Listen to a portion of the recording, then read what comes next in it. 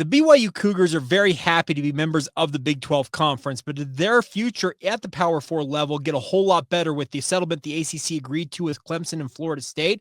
Sure appears so. What is the future for the ACC, and how does it affect BYU in the Big 12?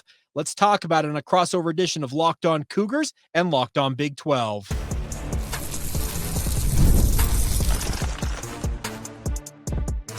You are Locked On Cougars, your daily podcast on the BYU Cougars, part of the Locked On Podcast Network, your team every day.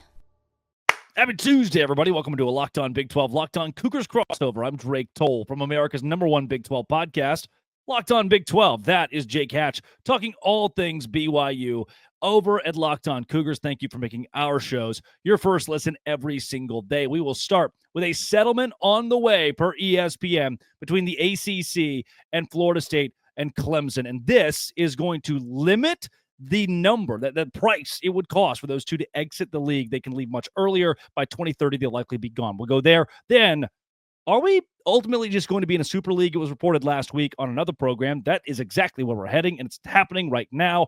I don't think that's the case. We'll see if Jake agrees with me. And then BYU got Utah's basketball coach fired. How? Stick around.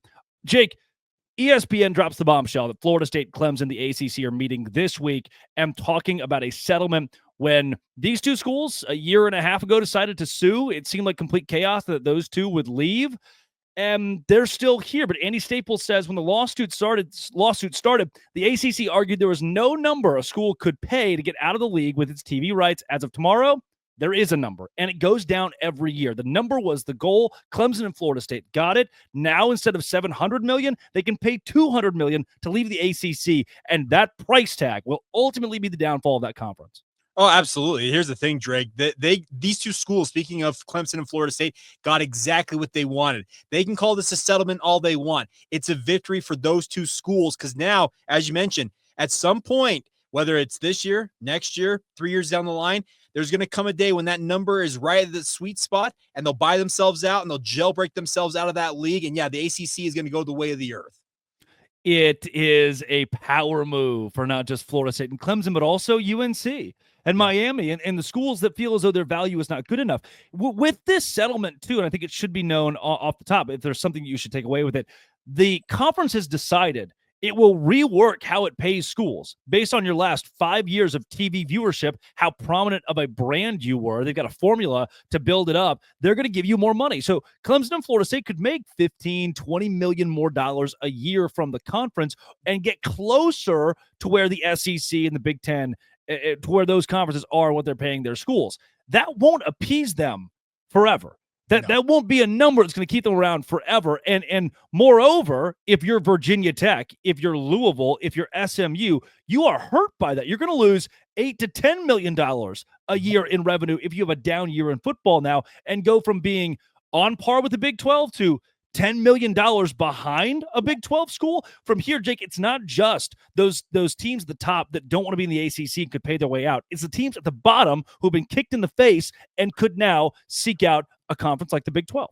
Well, here's the thing. If you're a Wake Forest, I know that Wake Forest doesn't generate a lot of news, but if you're a Wake Forest out there, there's discontent all of a sudden because you're like, oh, gee, so now we're going to be behind the 8 ball even more than we already were. Gee, thanks, ACC. Yeah, Drake, the way that this has all been structured, this settlement, I call it a settlement in quotations because they can call it, like I said, a settlement if they want to.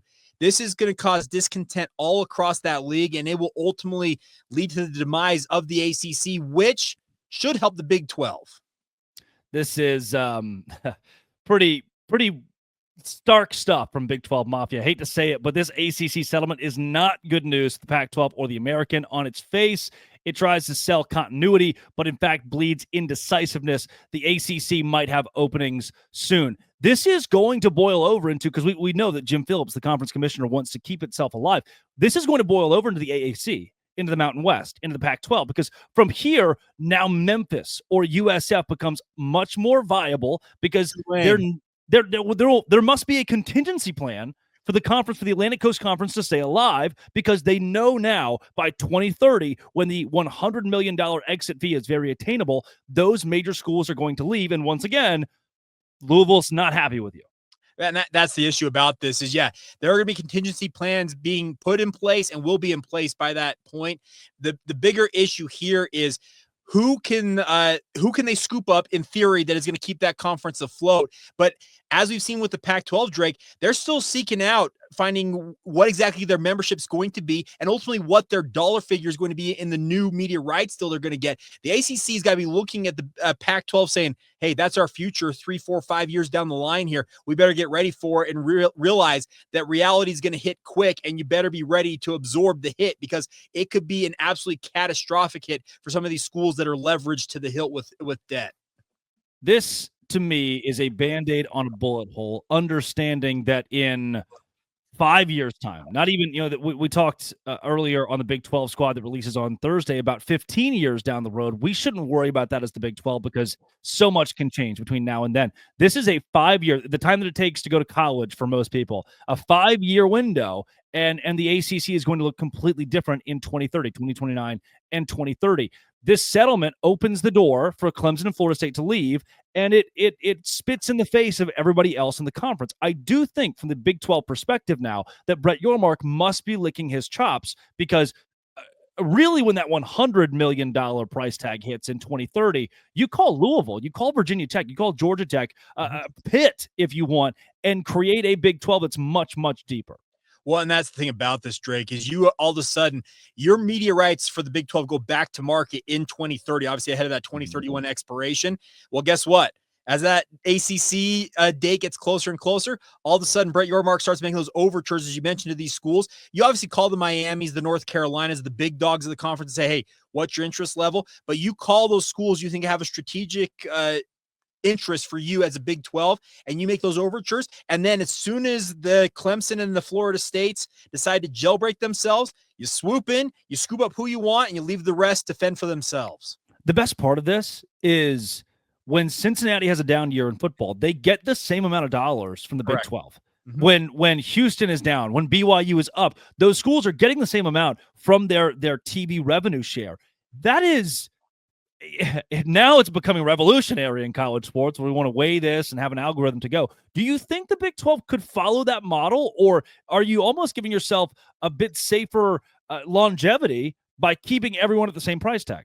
You got to keep everybody at the same price tag, but I will add this caveat, Drake. If you want to have that incentivized deal where you adjust the money for teams that are succeeding, take the postseason money, whether it's the NCAA tournament, college football playoff payouts, and the like. Postseason money, that's where you say, okay, if you've had a better year, you're getting a bigger share of that amount of money to incentivize these leagues. But you do not affect that overall bottom line with those TV revenue figures, because if you do that, as we just talked about, the ACC, whether you're at the bottom or the top, you are not happy with how things sit. The Big 12 can avoid a lot of that by making sure that there is a baseline of the TV revenue that you will get regardless, and then you incentivize the teams for succeeding by that postseason payout. Based on Nielsen ratings, the Wild Ute on Twitter posts that Florida State, Clemson, and Miami were the most viewed schools in the ACC the last 5 years. They'll benefit the most from this move, whereas SMU, Boston College, Wake Forest, Virginia, and Cal are the bottom teams in the conference that will certainly see a cut in their athletic department's revenue from TV because the ACC is the one cutting it. Coming up, are we just headed for a Super League? Is all this just a moot point? This is a Locked On Big 12, Locked On Cougars crossover, part of the Locked On Podcast Network, your team every day. Hey, today's show is brought to you by Supply House. I just bought a house on Wilmington Island in Savannah, Georgia, and I need a lot of supplies. Get the supplies you need from the site that's made for skilled trades. Supply House. Whether you're plumbing, HVAC, electrical work, Supply House is reliable, easy to use, and a competitive inventory of over 200,000 parts from 400 plus brands. Find exactly what you need delivered fast, coast to coast. If you need help with an order, Supply House offers expert support and industry-leading service, so you'll always talk to a real person. And for trade pros looking for an extra edge, their free Trade Master program offers exclusive perks like a dedicated phone line, free shipping, and discounts on every order. Thousands of skilled professionals are already taking advantage. Now it's your turn. Join the Trade Master program today at supplyhouse.com/TM and start ordering plumbing, HVAC, electrical supplies with just a few clicks. Plus, use promo code SH5 for 5% off your first order. That's supplyhouse.com. Jake Hatch of Locked On Cougars last week on the Monty Show. Monty said, the man they call Monty said that we're headed toward a Super League. His sources have confirmed that there is substantive evidence that the SEC and the Big Ten are going to take up Group of Five schools, take up Big 12 schools, ACC schools, and create their own super conference. You work for a pretty reputable radio station. Like, you were at BYU practice yesterday. You've got boots on the ground in really the same region and have a lot of really good stuff. Are you hearing anything close to this? Frankly, no. And here's the deal. I have worked around Monty for quite some time, and I'll just be very blunt. I take everything he says with a grain of salt. His track record is less than stellar. Let's just put it that way. Now, I will say this, Drake. I think there's some point down the line that a super league or super leagues come into fruition. But the way that Monty talks about it, it's like it's coming tomorrow. That's just not going to happen. We just talked about the fact that the ACC, they've probably got a lifeline of about 3, 4, 5 years here before things really devolve into what we expect, the chaos that we all expect. But yeah, super leagues, it feels like they're still a ways off. And the bigger point to be made is, if you're going to create a super league, where is the money going to come from to fund that? Are the ESPNs, the Foxes of the world, but whether it's Amazon or a Netflix, are they going to want to pony up the potential billions with a B, billions of dollars to make this reality? That's a massive question mark. And those are answers that remain unanswered right now. So I take it with a grain of salt.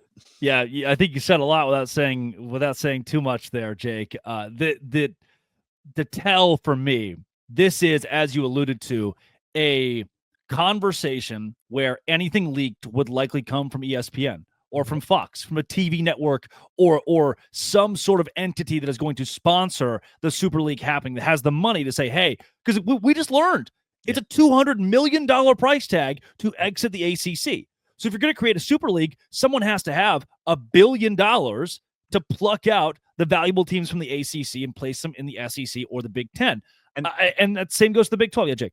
And that's just the $1 billion to get them out of the league. And then you have the, let's say, hundreds of millions that are going to be paid out in media rights deals, because I don't know if they have pro rata clauses with the Big Ten and the SEC right now, but the way that money's going for those conferences, there are going to be $100 million payouts for each of these schools. Do you have a pro rata clause with ESPN or Fox that says, hey, if we add X, Y, and Z school, that goes up by $100, $200, $300 million? I have a question as to if they're going to be willing to do that.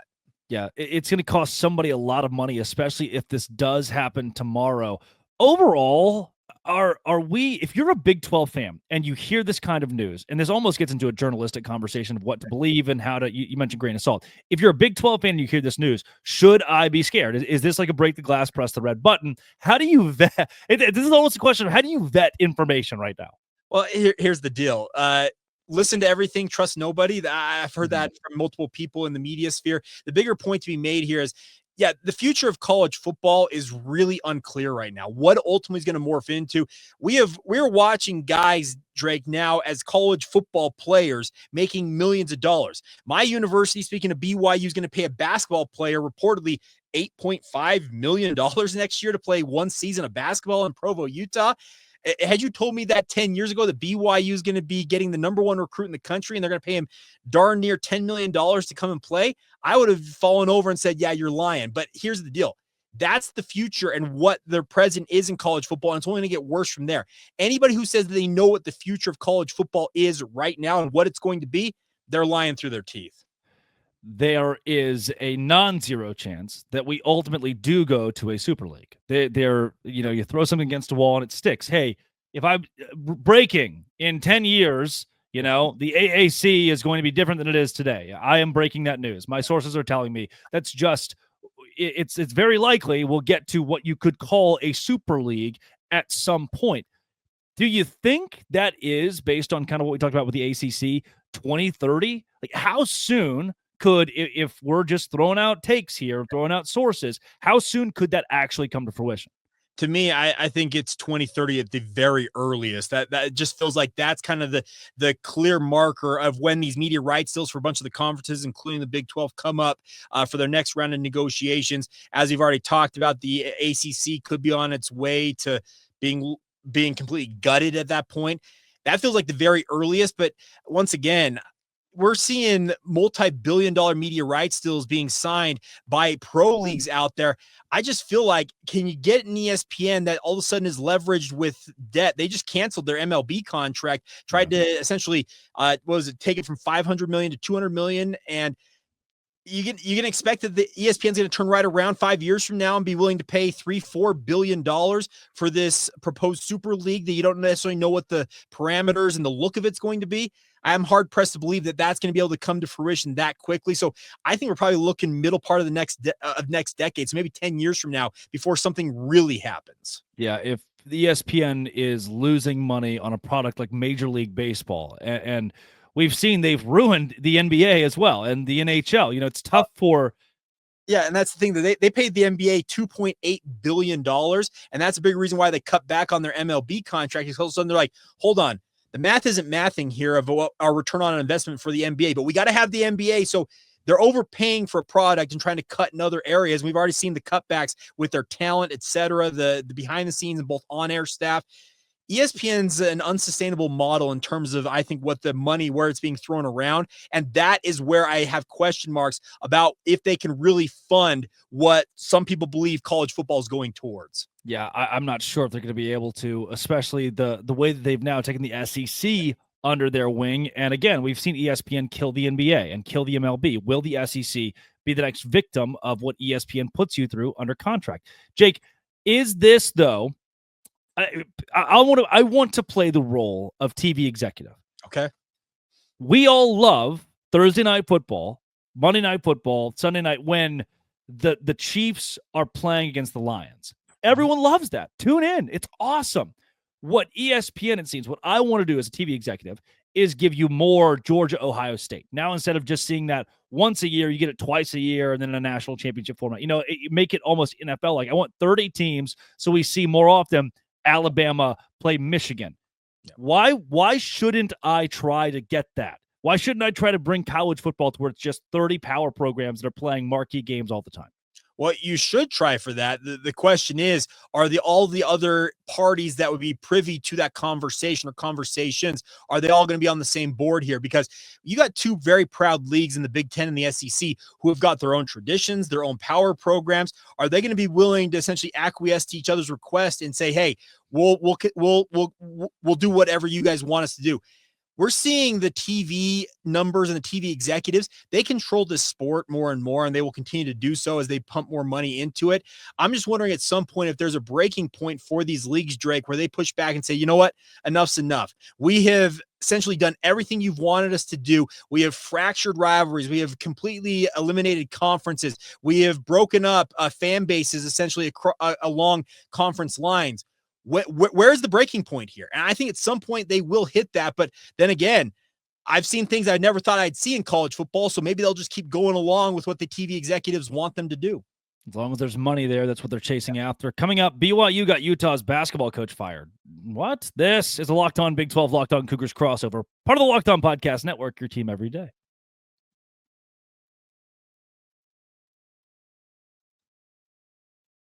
That is Jake Hatch of Locked On Cougars, and oddly enough, why not bring him on to talk a little bit about Utah? They have fired their basketball coach, Craig Smith, and the first thing I pointed to in this is BYU's the reason why. BYU's the reason why because there's an arms race between those two schools, to me, outside source, that is more aggressive than ever of mine is bigger. I can do it better. And if you start losing to BYU, or if you fall behind as an athletic department the way football did last year, now more than maybe ever that they're in the same conference, you must win. You must win, not just against one another, but in general, from a revenue standpoint. Otherwise, you are fired if you cannot do what BYU is doing as a Utah Ute, or you're fired if you cannot do what the Utes are doing as a coach at BYU. I think, and maybe it's toxic, it feels like BYU has a hand in now every decision that Utah makes when it comes to its staff. Well, you're dead on with that. Here's the deal, Drake. Craig Smith, if the reports are to be believed, he essentially was let go because his relations with the NIL donor base at Utah, which already is in question as to how lucrative and how deep a pool it is, had soured. And when you essentially the people that are funding your program with those NIL checks, that relationship goes south, well, there goes the coach, and we got to start over there. You're right. BYU, and they had a booster tell Myron Medcalf from ESPN that we, quote, we will not be outbid, unquote. I never in a million years, Drake, having covered BYU as long as I have, would have ever expected a booster from BYU would be so bold to say that on the record to a national reporter. But guess what? They have laid out what they're going to do, and BYU's got deep-pocketed boosters who are stepping to the forefront. And Ryan Smith obviously takes a lot of the notoriety being the owner of the Utah Jazz, Utah Hockey Club, and a few other pro franchises here. But he is not the only one. They have got dozens upon dozens of other tech executives. They work in multiple fields who have got hundreds of millions of dollars in reserve, apparently, that are willing to invest it into BYU. And so long as that happens, University of Utah is saying, okay, we got to be able to match that in some form or fashion. And you're right. What BYU does is going to affect Utah and vice versa. Anything that Utah succeeds with and BYU fails at, guess what? It's going to have an impact on both of these two programs. Jake, let's talk about Ryan Smith, who owns the Utah Jazz, the Utah Hockey Club, the soccer team. He owns pretty much every major sports entity out there. There are Utah fans that are very upset that a guy who is so involved in the public sphere, who is so involved in different sports teams that do take taxpayer money for stadiums or venues or different things, like this is a guy who's he directly has ownership of Utah fans' favorite teams, favorite pro teams, and he won't give a dime. He won't divvy out, help out, become somebody who can be a trusted Utah donor as well. I see that on message boards all the time, on Twitter all the time. Why isn't Ryan Smith giving to Utah? Because of what the state of Utah gives to him. Why is that? Is there a leg to stand on if you're a Utah fan for Ryan Smith being all in on the BYU Cougars? Here's the deal. Ryan Smith has made it very clear that BYU supported his father and his family during a time of a health crisis in that family's in a period of life before Ryan became ultra wealthy, and his dad did and his brother did. They're all in on this Qualtrics deal when it really blew up. Before that, BYU supported that family through a really trying time in that family's circle, and that has endeared BYU into the hearts and minds of the Smith family, in particular Ryan Smith. Utah fans can whine all they want, but they have some really deep-pocketed individuals up there. I think of the Huntsman family. I think of the Eccles family, the Garf family in the auto industry.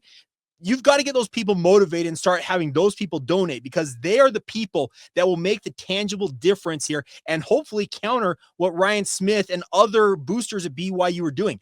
Ryan's not the biggest donor to BYU's NIL fund. I hate to break it to anybody out there. I'm sure Utah fans will love to bash me in my comments for making that statement, but I have it on very good authority that he is not the biggest NIL donor for BYU. He is contributing to NIL, absolutely, but Ryan grew up a BYU guy. He's a BYU fan, and the way that BYU supported his family during a time of need, well, guess what? That has engendered some love and respect on both sides, and BYU's benefiting from it. Utah, it sounds as though, from the outside looking in, is struggling in the NIL category more than BYU, despite those reports last week that BYU's NIL collective director spoke to the team and said, "You're all greedy little pigs. I'm not giving you any money." Why would the guy who works at McDonald's, like the manager of McDonald's, walk in and say, "I hate all of you, back to work"? Like that. It didn't happen, right? Well, here's the thing. The conversation, Min Kim, who they quoted, who's the CEO of NutriCost, who's actually one of the bigger donors to BYU's NIL fund, that meeting absolutely did happen, Drake. I can report that because I have it on multiple fronts that meeting did occur. And he essentially said what he said in that circumstance. The issue was, at the time, BYU got a major boost on the NIL front when they joined the Big 12 Conference. A lot of boosters were excited. We're in the Power 5. We finally live in the dream that BYU wanted to do. And then you go out and suffer a 5-7, a losing season in college football. Guess what? People don't want to pay for losers. And that's what Min Kim said. I want to pay for winners. Guess what? Everybody wants to pay for a winner. That's the simple fact of the matter. So guess what?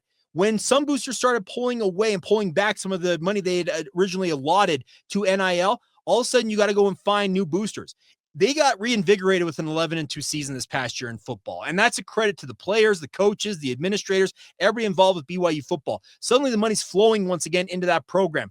I wouldn't be surprised if another report, probably won't come from the Salt Lake Tribune, comes out that says, hey, BYU has restored a bunch of the money that they may have pulled back from some of these players because there's more money in the NIL fund, there's more money from the collective, etc. But the simple fact of the matter is everybody, and I mean not just BYU, across the board, when you're contributing hundreds of thousands, millions of dollars, when what you perceive to be your ROI, your return on investment, doesn't match up with what you expect, well, guess what? You're going to be more reticent to contribute money to that fund. And that was the result of what happened with the 5-7 season. Well, they go 11-2 the next year, and suddenly that spigot is wide open again. Yeah, so interesting, the entire story that came out with that with BYU. But after doing research, it seems like Utah is reeling. Their fan base, at the very least, is not excited about where NIL is. Their coaching staff is not, on the basketball side at the very least. And for BYU, NIL is better now than it really has ever been. The commitment is better now than it has been. What is the limit, right? We talk about, for BYU in the next few years, what's the ceiling with the money that's seemingly rolling in? It feels like BYU, who was the sleeping giant when they joined the Big 12, is finally waking up. You're right. And that's the thing about this is BYU is finally realizing, hey, we can be a force at this level. And obviously it requires millions of dollars. It's just money speaks. And BYU has got a booster group that is ultra motivated to help BYU as much as they possibly can to elevate them to top tier status in the Big 12 conference. This is a program, Drake, that when they were in the WAC and the Mountain West, they were one of, if not the preeminent program in both of those leagues during long stretches of their history in both of those leagues. They went independent for well over a decade with the whole goal of living the dream they're living now. And now that they're living it, guess what? The money's starting to flow in. And as we have seen in college sports across the board, the more you invest in programs, there's a direct correlation to success in whatever sport you're investing it in. In this case, football and basketball. And BYU, they're going to be a force in this conference for years to come if they continue doing what they're doing. Jake, I am continually made fun of and berated on Twitter and YouTube for being such a big BYU homer, but I've had JT Wistersill on this show 3 times since the last time you joined. So I just want to make it very clear here that I have no favorites in this league, though BYU has always been kind to me. Where can more folks find your work? If you want all things BYU in a podcast form, check out Locked On Cougars, wherever you get your podcasts, also on YouTube. If you want my thoughts on all things sports, you can check out 2 different places, Locked On Cougars on Facebook, Instagram, or Twitter, or my personal Twitter feed, Jacob C. Hatch. Love to interact with anybody who wants to reach out at any time. That's Jake Hatch. This has been a crossover of Locked On BYU and Locked On. Thanks for making it your Locked On Cougars and Locked On. Thanks for making it your first listen every single day. Dose Grande.